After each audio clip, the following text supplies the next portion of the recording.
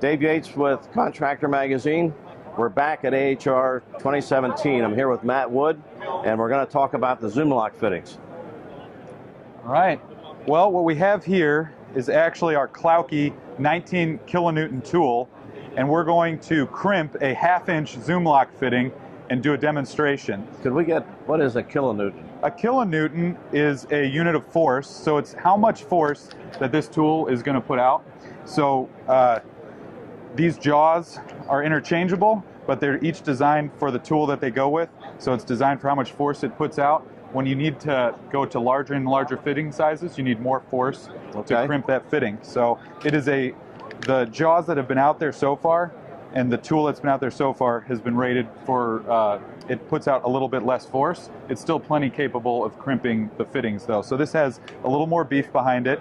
And then there's also the rigid tool that will go all the way up to 1 3/8 fitting. So if you want to be able to crimp all the way up to 1 3/8, you actually need to use the rigid tool to crimp that. And the jaws are now available for the rigid tool, correct? They are now available for the rigid tool. So we're showing the Klauke tool, but the rigid tool will do everything this guy will do. Okay, so for contractors like myself that already have the rigid tool, less of an investment, just you buy still that. get the great product. Yeah. Alrighty, so let's grab, I'll have you hold this. All right. What we have here is we have our fitting and these two prepared pieces that we've made in our lab. We're going to do the tube prep, which is the most critical part of this. So first, we're going to mark the fittings with our depth gauge. We call it our insertion depth gauge. And this is important for a couple reasons. So I've just marked that fitting. I'll mark this one.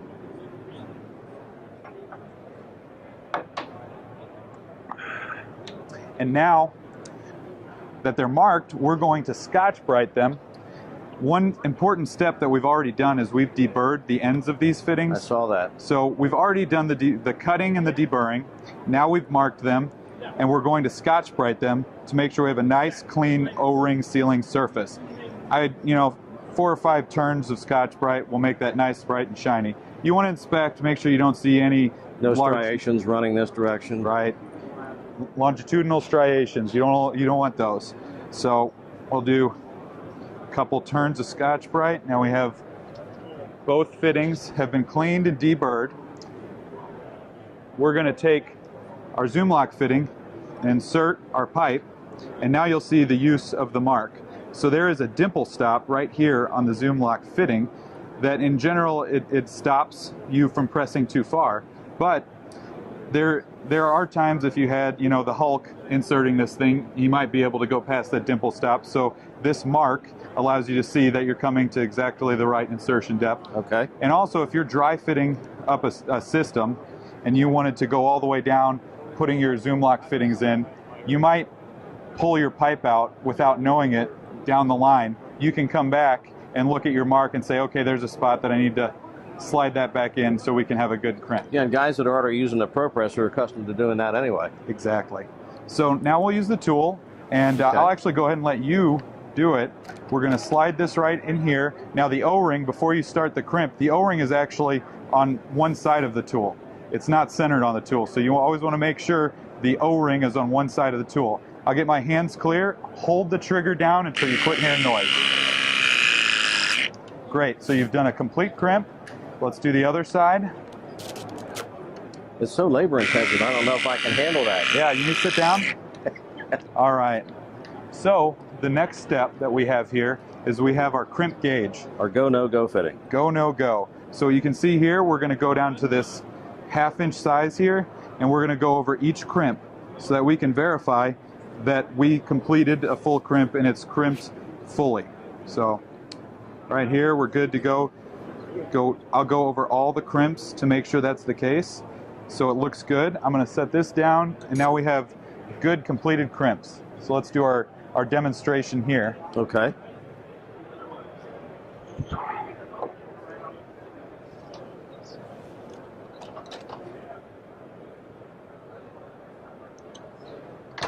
All right. So what we're going to do, these fittings are rated up to 700 PSI. That's their maximum rated pressure. So we're going to take them up to 3 times that maximum rated pressure. Do we need to clear the building?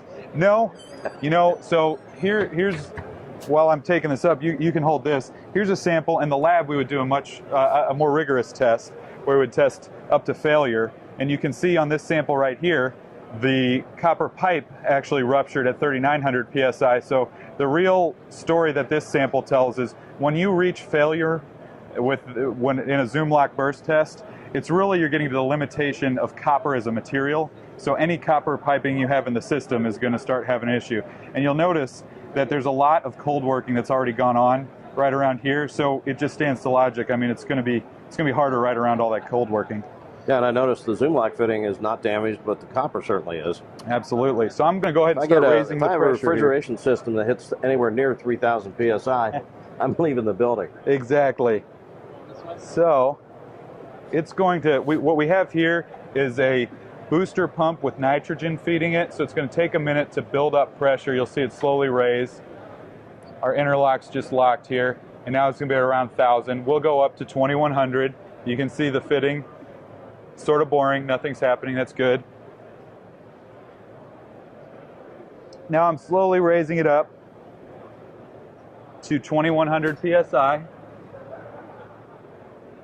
We might overshoot, that's okay. So we can leave it here. What we have typically been doing is leaving it at this pressure for about a minute. This is not an engineering test, you know, we do more rigorous tests in our lab, but for demonstration purposes, we'll leave it here just to observe that the fitting can withstand an abusive situation, you know, well over the maximum rated pressure and still not have any issues. It hasn't been a minute, but I'll go ahead and take the pressure down if you're okay with that. Sure. And we'll move over to the other side. All right.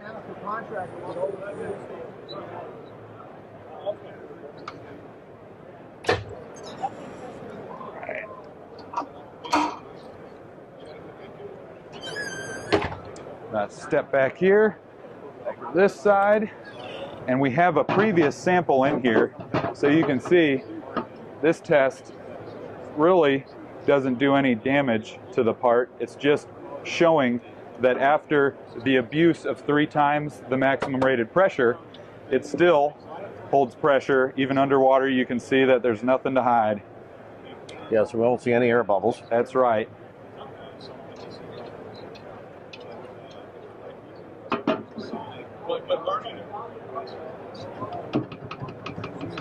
You can see that actually I'm getting more air bubbles by just off of they're on the side of the tank. All right, I'll close this. We're going to pressurize this up to 300 PSI. You should see the pressure rising on the gauge up there. Yep.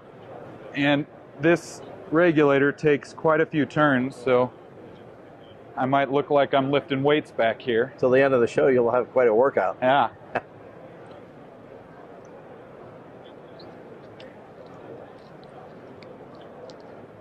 Okay, so now we're at our pressure.